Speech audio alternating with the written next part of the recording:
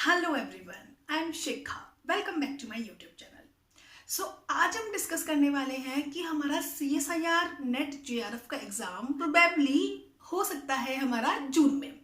इसके रिगार्डिंग जो भी इंफॉर्मेशन है वो CSIR मिड ऑफ अप्रैल में और अप्रैल के एंड में दे देगा कि हमारा CSIR का एग्जाम जून में कब होना है एंड होना है या नहीं होना है। इफ सिचुएशन सही रही तो होप सो एग्जाम जून में हो जाए।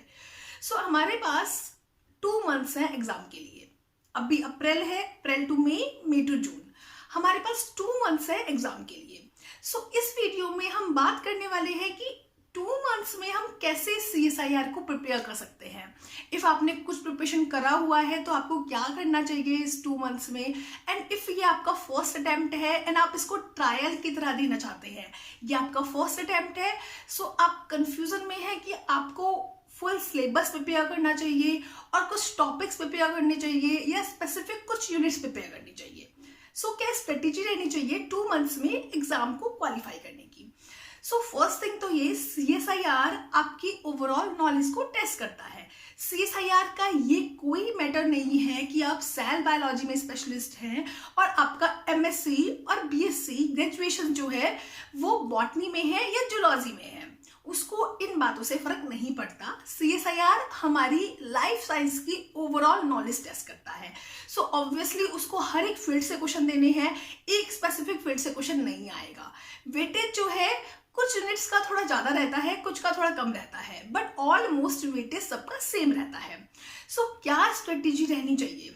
स्ट्रेटेजी रहनी चाहिए कि हमें सब यूनिट्स में से कुछ कुछ प्रिपेयर करना है। इफ आपने अभी प्रिपरेशन स्टार्ट किया है और ये आपका फर्स्ट डे है और आपने सोचा है कि जो 2 मंथ्स बाद एग्जाम है मुझे उसको क्वालिफाई करना है, उसके लिए अपीयर होना है, तो आपकी क्या स्ट्रेटेजी रहनी चाहिए। MSc first semester students, MSc second semester students के लिए स्पेशली ये वीडियो है, बिकॉज वो बहुत कंफ्यूजन में रहते हैं कि अभी एग्जाम क्वालिफाई करना है, अभी एग्जाम देना है या नहीं देना। फर्स्ट थिंग तो ये कि आपको फुल ओवरऑल सिलेबस प्रिपेयर करना है, कोई एक स्पेसिफिक या 2 और 3 स्पेसिफिक यूनिट्स प्रिपेयर नहीं करनी है। अब आपकी क्या स्ट्रेटेजी रहनी चाहिए इन 2 मंथ्स की। हमारे पास 2 मंथ्स है, 2 मंथ्स मीन्स हमारे पास फुल 60 डेज है। इफ हम 2 मंथ्स को डिवाइड करें 10 डेज में, हमारे पास 6 शिफ्ट है। 10 डेज 10 डेज 10 डेज 10 डेज करके हमारे पास 6 शिफ्ट है। हमें क्या करना है, फर्स्ट 10 डेज हमें 3 आवर्स की स्ट्रेटेजी को फॉलो करना है। 3 आवर्स की स्ट्रेटेजी ही मैं हमेशा बताती हूँ, बिकॉज वो स्ट्रेटेजी सीरियसली मुझे बहुत इफेक्टिव लगती है, 3 आवर्स की स्ट्रेटेजी। क्या करना होगा, 3 आवर्स हमें 3 शिफ्ट्स निकालनी होगी। इफ हमें एग्जाम क्वालिफाई करना है CSIR का 2 मंथ्स में, तो ऑब्वियसली थोड़ा एक्स्ट्रा स्टडी करना होगा। हमें 3 आवर्स की 3 शिफ्ट्स निकालनी होगी। इफ आप मॉर्निंग पर्सन हैं तो आप अपने अकॉर्डिंग चल सकते हैं, इफ आप नाइट पर्सन हैं तो आप अपने अकॉर्डिंग चल सकते हैं। I am a morning person, मैं अपने अकॉर्डिंग बताती हूँ, आप उसको नाइट पर्सन है तो आप अपने अकॉर्डिंग उसको शिफ्ट कर लीजिएगा। मेरा जो रहता था जब मैं CSIR प्रिपेयर करती थी, तो मेरा 3 आवर्स की शिफ्ट रहती थी। ओके, तो आपको 3 शिफ्ट लेनी है 3 आवर्स की। फर्स्ट आपको 10 डेज लेने हैं, 10 डेज में कोई से भी 3 सब्जेक्ट्स को पिक करना है, वो आप अपनी चॉइस के अकॉर्डिंग पिक कर सकते हैं। आपने कोई भी 3 सब्जेक्ट्स पिक करे 10 डेज में। उन 10 डेज आपने, इफ आप 4 बजे उठते हैं तो 4 to 7 आप इजिली 3 आवर की एक शिफ्ट कंप्लीट कर सकते हैं, एंड 7 to 9 आप ब्रेक ले सकते हैं ब्रेकफास्ट के लिए एंड फ्रेश होने के लिए, इन सब के लिए आप ब्रेक ले सकते हैं 2 आवर्स का। देन हम 9 to 12 एक और 3 आवर की शिफ्ट ले सकते हैं। 9 to 12 वाले शिफ्ट के बाद हम लंच ब्रेक ले सकते हैं। 12 to 2 हमने लंच ब्रेक ले लिया, 2 आवर्स का ब्रेक इनफ रहता है। एंड देन फिर 2 to 5 हम एक और शिफ्ट दे सकते हैं। इन 3 शिफ्ट्स में हमें 3 डिफरेंट सब्जेक्ट पढ़ना है। जब आप इन 3 शिफ्ट में 3 डिफरेंट सब्जेक्ट कंटिन्यूसली 10 डेज तक करेंगे, एंड ब्रेक नहीं होना चाहिए, कंटिन्यूटी होनी चाहिए, बिकॉज सिर्फ 2 मंथ्स है, तो आप 3 सब्जेक्ट्स कंटिन्यूस 10 डेज करेंगे 3 आवर की शिफ्ट में, तो उन सब्जेक्ट्स का 60 to 70% बहुत इजीली कवर हो जाएगा। एंड इफ आपकी 5 तक स्टडी हो जाए, 5 PM तक स्टडी हो जाए, तो आप उसके बाद 2 आवर्स का ब्रेक लेने के बाद 1 आवर चूज कर सकते हैं रिवीजन के लिए, 1 आवर चूज कर सकते हैं माइंड प्रिपेयर करने के लिए, 1 आवर चूज कर सकते हैं जो सोचने के लिए कि आज हमने क्या क्या किया था। उससे क्या रहता है, हमारे माइंड में एक चार्ट बन जाता है कि हमने पहले ये पढ़ा था, देन ये टॉपिक था, इस टॉपिक में ये मॉलिक्यूल्स थे, इस टॉपिक में ये एंजाइम्स थे। बिकॉज लाइफ साइंस में बहुत सारे नेम्स होते हैं एंजाइम्स के एंड मॉलिक्यूल्स के। सो आप 1.5 आवर लास्ट में 7 to 8:30 निकाल सकते हैं एक रिवीजन करने के लिए, एक शॉर्ट रिव्यू लेने के लिए जो आपने सुबह से किया है। एंड देन इफ आप 9 सोते हैं तो इजिली आप नेक्स्ट 3:30 और 4 इजिली जाग सकते हैं। सो ये हमारा इफ 10 days 3 hours चले 3 सब्जेक्ट्स, तो हमारे 10 days में 3 सब्जेक्ट 60% तैयार हो गए। अब आपको उन 3 सब्जेक्ट को छोड़ देना है, ये नहीं कि आप उन 3 सब्जेक्ट में स्टक हैं कि नहीं अभी प्लांट फिजियोलॉजी का कुछ टॉपिक हो गया है, कुछ रहता है, सो मुझे अभी कुछ कर लेना चाहिए। नहीं, जो रिमेनिंग है उसको छोड़ देना है। बिकॉज प्लांट फिजियोलॉजी ही नहीं है जिससे पूरा सिलेबस आना है, या कोई स्पेसिफिक सब्जेक्ट सिर्फ वही सब्जेक्ट नहीं है जिससे फुल सिलेबस आएगा। CSIR ओवरऑल नॉलेज टेस्ट करता है। सो आपने 10 days 3 सब्जेक्ट्स पढ़े सेम इसी स्ट्रेटेजी से, देन सेकेंड शिफ्ट आई, आपने 3 सब्जेक्ट्स पढ़े इसी स्ट्रेटेजी से, आपके 20 days में 6 सब्जेक्ट्स कवर हो गए। फुल कवर नहीं हुए बट 60 to 70 पोर्शन कवर हो गया। देन जो थर्ड शिफ्ट आएगी, जो थर्ड डे आएगा, जो थर्ड शिफ्ट आएगी 10 days की, उसमें आप 2 सब्जेक्ट पिक कर सकते हैं। और जो आपका रिमेनिंग टाइम बचे उस शिफ्ट को आप, उस शिफ्ट जो है रिमेनिंग टाइम की, उसको आप उन प्रीवियस 6 सब्जेक्ट्स के रिवीजन में यूज कर सकते हैं। रिवीजन ऑब्वियसली हम उसको एक बार पढ़ चुके हैं, रिवीजन बहुत फास्ट होगा, रिवीजन हम उसको इजीली कर सकते हैं कवर। तो थोड़ा सा आवर्स बढ़ा दीजिए पढ़ाई के तो इजीली रिवीजन हो जाएगा। देन फिर हमारा जो फोर्थ शिफ्ट आएगी 10 days की, उसमें आप फिर से 2 सब्जेक्ट पिक कर सकते हैं और रिवीजन ले सकते हैं। सो हमारा 40 days में कितने सब्जेक्ट प्रिपेयर हो गए? 10 सब्जेक्ट्स प्रिपेयर हो गए 40 days में। फर्स्ट शिफ्ट में हमने 3 सब्जेक्ट्स लिए, सेकेंड 10 day की शिफ्ट में 3 सब्जेक्ट्स लिए, देन जो हमारी थर्ड 10 day की शिफ्ट आई उसमें हमने 2 सब्जेक्ट्स लिए, देन फोर्थ 10 day की शिफ्ट आई उसमें हमने 2 सब्जेक्ट्स लिए। इससे हमारे 10 सब्जेक्ट्स ईजिली प्रिपेयर हो जाएंगे और हमारे ये सब्जेक्ट्स का रिवीजन भी हो जाएगा। सबका रिवीजन नहीं होगा बट स्टिल रिवीजन प्रोग्रेस पे रहेगा। ओके, अब हमारे पास ओनली 20 days बचे हैं। 20 days में हमें कुछ क्वेश्चंस भी सॉल्व करके देखना है, बिकॉज ऑब्वियसली वो 10 days में क्वेश्चन सॉल्व नहीं होगा, सिर्फ टॉपिक प्रिपेयर होगा।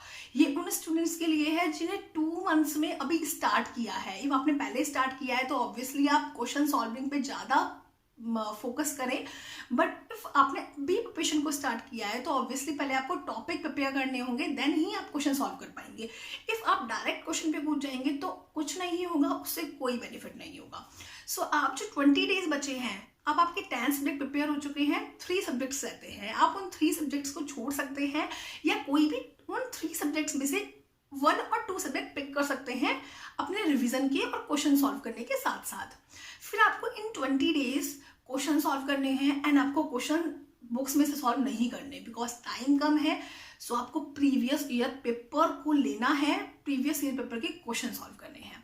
सिंपल प्रीवियस ईयर पेपर को लीजिए, जो जो आपने टॉपिक्स पढ़े हैं उन पे टिक मार्क करिए एंड क्वेश्चन सॉल्व करना स्टार्ट कीजिए।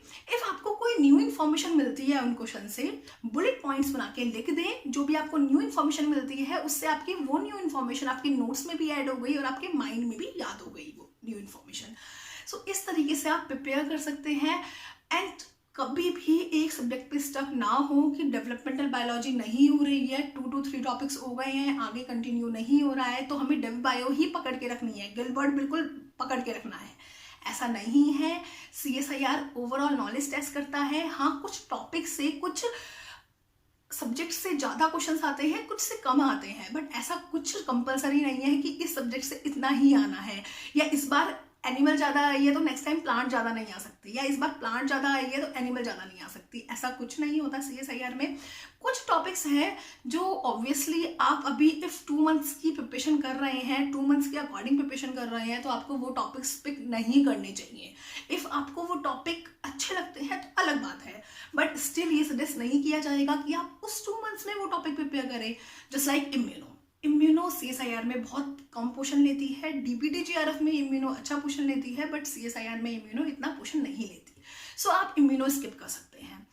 एक आता है एनिमल फिजियोलॉजी। एनिमल फिजियोलॉजी एक वाइड सब्जेक्ट है, बहुत बड़ा सब्जेक्ट है, बहुत सारे सिस्टम्स आते हैं इसमें, बहुत टाइम कंज्यूमिंग सब्जेक्ट है एंड इनसे इतना इफेक्टिव क्वेश्चन नहीं आते। सो आप ऑब्वियसली एनिमल को भी स्किप कर सकते हैं।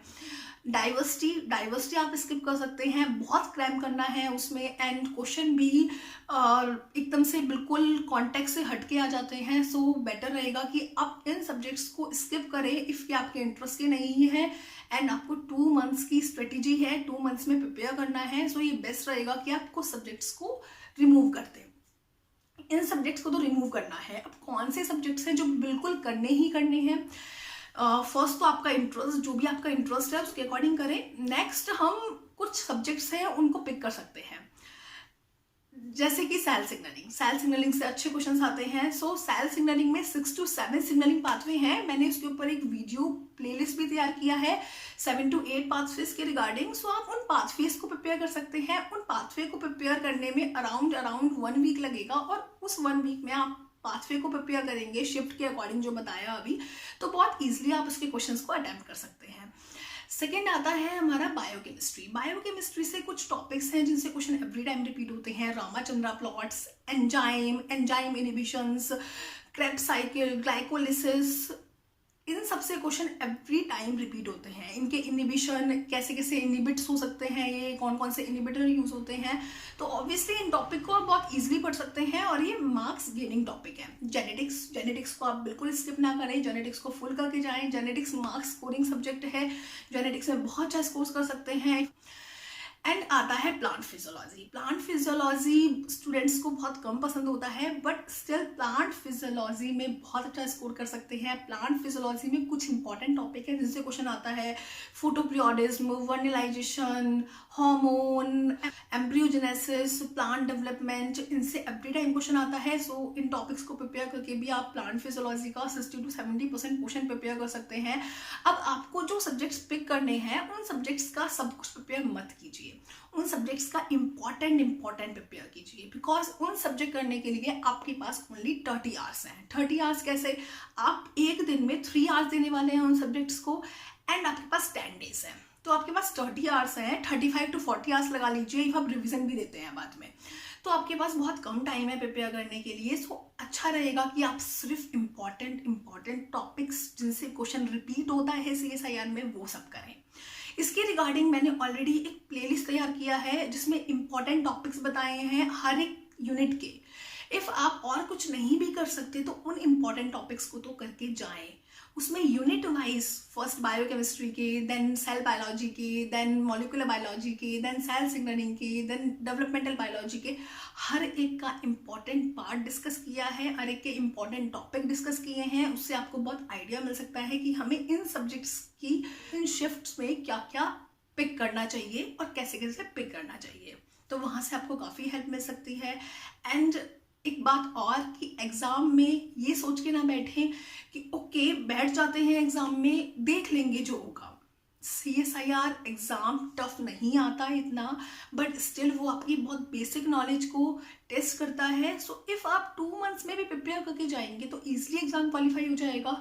स्टूडेंट्स डीमोटिवेट होते हैं कि हमारा फर्स्ट अटैम्प्ट है, नहीं होगा, प्रिपेयर नहीं करते, सोचते हैं ये फर्स्ट अटैम्प्ट है, सो 2 to 3 सब्जेक्ट प्रिपेयर करके चले जाए बस, और सब्जेक्ट्स नेक्स्ट अटैम्प्ट में प्रिपेयर कर लेंगे। नहीं, स्टूडेंट्स का फर्स्ट अटैम्प्ट में भी क्वालिफाई होता है, MSCs में भी क्वालिफाई होता है। मैंने खुद ने एग्ज़ाम MSc में 2nd सेमेस्टर में क्वालिफाई किया था। सो बहुत हार्ड नहीं है MSc में क्वालिफाई करना है एग्ज़ाम, बस आपको ओवरऑल पढ़ना होगा, कोई एक सब्जेक्ट पे स्टक नहीं होना होगा, ओवरऑल पढ़ना होगा लाइफ साइंस के लिए। सो होप सो एग्ज़ाम जल्दी हो एंड आप लोग अच्छा स्कोर करें। So best of luck, thank you.